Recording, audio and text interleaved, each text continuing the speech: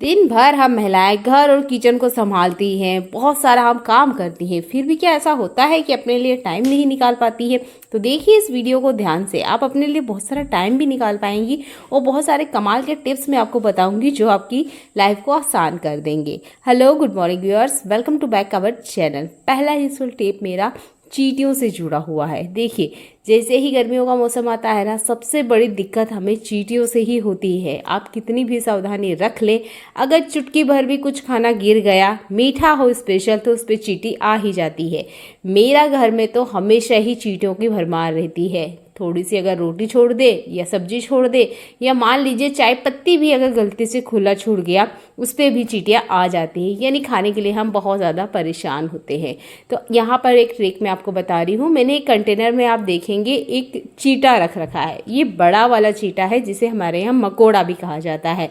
अब मैं इसे अगर रिकॉर्ड करने जाती तो ये ना अपनी जगह रुकता नहीं, भागता बहुत, इसलिए मैंने इसे एक कंटेनर में रख लिया ताकि मैं आपको दिखा पाऊँ। हमें ना इस तरह के चीटे को न्योता देना है हमारे घर पे। अगर आपके घर में लाल चींटी आ रही है, लाल चींटी एक ऐसी चींटी होती है जिसके काटने से हमें बहुत तीखी जलन होती है, घंटों तक समझ नहीं आता है और हम फिर पता नहीं क्या क्या तरीके अप्लाई करते हैं। चींटियों के लिए मेरे पास बहुत सारे कमेंट आ रहे थे, चींटियां बेड पर है, कपड़ों में आ रही हैं, खाने पीने तक तो ठीक ही है। और चींटियां भी छोटी वाली नहीं, पंख वाली चींटी, उनकी बाइट बहुत ज़्यादा तेज होती है। अगर एक साथ 10 से 12 काट ले तो मान लीजिए बिच्छू के बराबर काटने इतना जलन होती है। तो इन सबको भगाने के लिए आज हम ना इस चीटे का इस्तेमाल करेंगे। मेरे पास फिलहाल में एक ही चीटा है, पर आज हम बहुत सारे चीटों को न्योता दें। तो आप चीटे को देख लीजिएगा ध्यान से, इस तरीके के बड़े चीटे को हमें न्योता देना है हमारे घर पे। मेरे पास एक कमेंट आया हुआ था कि दीदी लाल चीटी है, वो भी बेड के ऊपर, अब इसको कैसे भगाएं। तो यहाँ पर हम कोई केमिकल स्प्रे नहीं कर सकते, क्योंकि जैसे ही हम कुछ केमिकल स्प्रे करेंगे,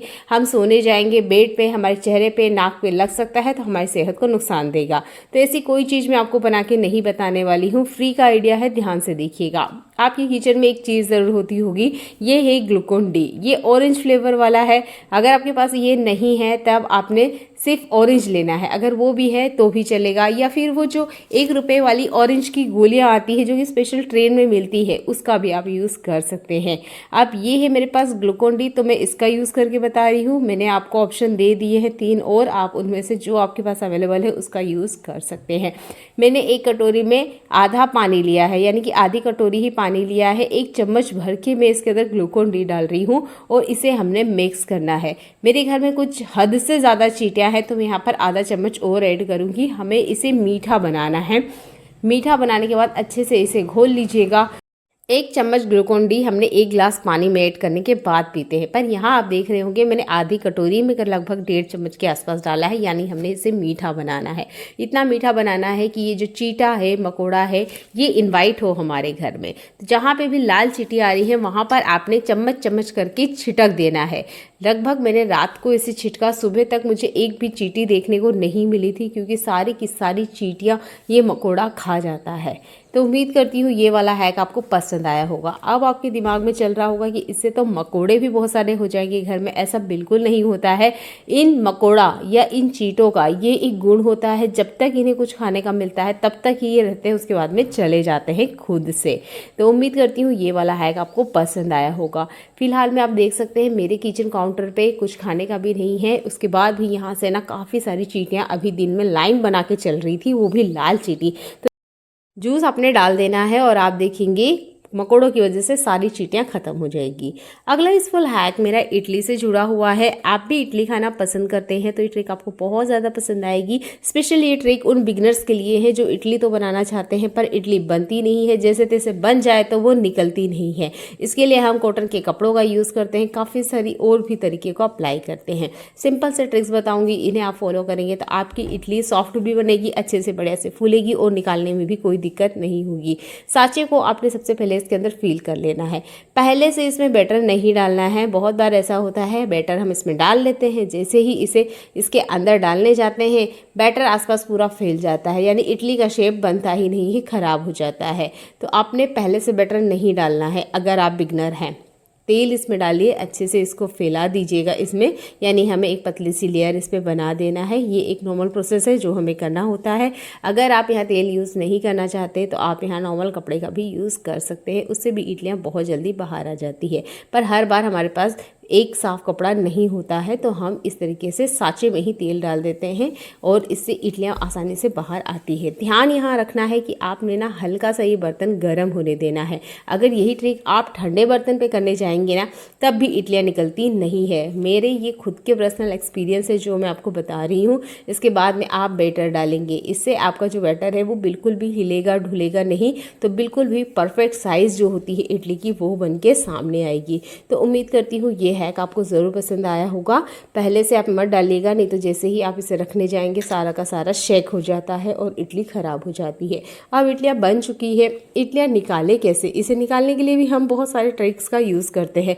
सिंपल सा ट्रिक बता रही हूँ आपको, इससे फॉलो करना है। ये है चम्मच, हर घर में होती है। इस चम्मच का हमने यूज़ करना है। आप अगर इसे ध्यान से देखेंगे तो इसकी साइज़ इडली के जैसे ही होती है, यानी हल्की सी गोल अंडे की साइज़ की होती है और इसी का हमने यूज़ करना है। बस हल्के से आप इस तरीके से इसको उठाने की कोशिश करेंगे ना, सारी की सारी इडली देखिए सामने बाहर आ गई है। तो उम्मीद करती हूँ ये वाला हैक आपको पसंद आया होगा और आप इसे ज़रूर यूज़ करेंगे। आप बिगनर हैं, इडली बनाना चाहते हैं तो इस ट्रिक का यूज़ कीजिएगा, उसके बाद ही आप इडली बनाइएगा। परफेक्ट इडली बनेगी, ना ही साइज़ बिगड़ेगा, ना ही इसे निकालने में कोई भी दिक्कत आएगी। आप मेरे हाथों को ध्यान से देखिएगा, मैं इडली बहुत आसानी से आपको निकाल के बता रही हूँ। काफ़ी टाइम ना हम यहाँ चाकू का यूज़ करते हैं, उससे क्या होता है इडली में ना कट लग जाते हैं, जिससे जो इडली का ओरिजिनल साइज़ है वो ही बिगड़ जाता है।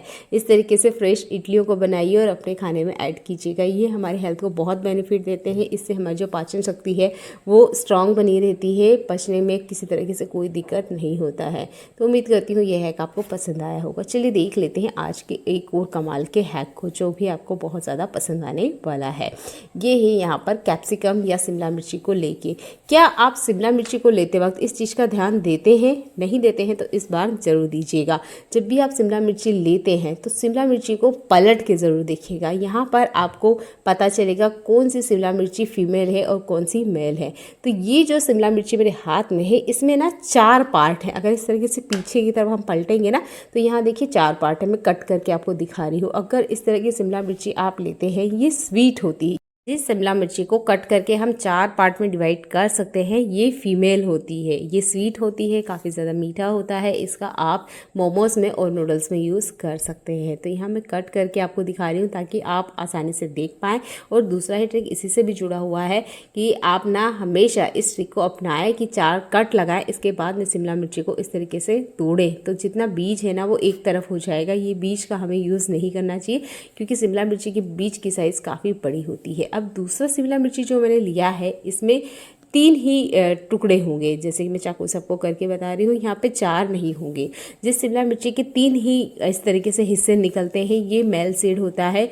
इसमें थोड़ा सा मिर्ची होती है, यानी कि ये तीखा होता है। तो इसका यूज़ आप कर सकते हैं थोड़ा सा, जो भी आप तीखा रेसिपी बना रहे हैं। जैसे कि हमारा पिज़्ज़ा हुआ है, इसे बनाने के लिए आप इस शिमला मिर्ची का यूज़ कीजिएगा। तो उम्मीद करती हूँ आज के ये हैक आपको पसंद आए होंगे, जिसमें आपने जाना है कि मेल और फीमेल कैप्सिकम को कैसे पहचानें और बीजों को आसानी से अलग कैसे करें। छोटे छोटा हैक है, ज़रूर अपना के देखिएगा।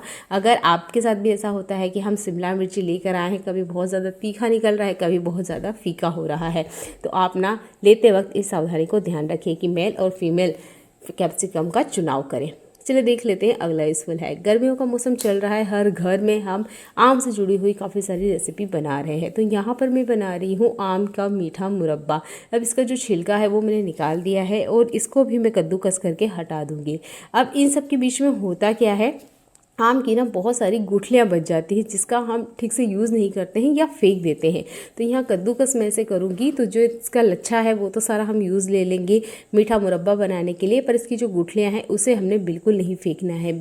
हरी साग सब्जी का स्वाद बढ़ाने के लिए हम थोड़ा सा खटास उसमें डालते हैं, तब ना आप एक गुठली को डाल दीजिए। आपको टमाटर की भी ज़रूरत नहीं होगी और आपकी जो हरी सब्जी है उसका स्वाद भी बहुत ज़्यादा आएगा। तो उम्मीद करती हूँ आप अगली बार कभी भी इस गुठली को नहीं फेंकने वाले हैं। इस गुठली को आप 2 दिन धूप में सुखा लीजिएगा, अच्छे से ड्राई हो जाती है, फिर अच्छे से एयर टाइट कंटेनर में रख दीजिएगा। साल भर चलती है, बिल्कुल ख़राब नहीं होती। देखने के लिए आपका बहुत सारा धन्यवाद।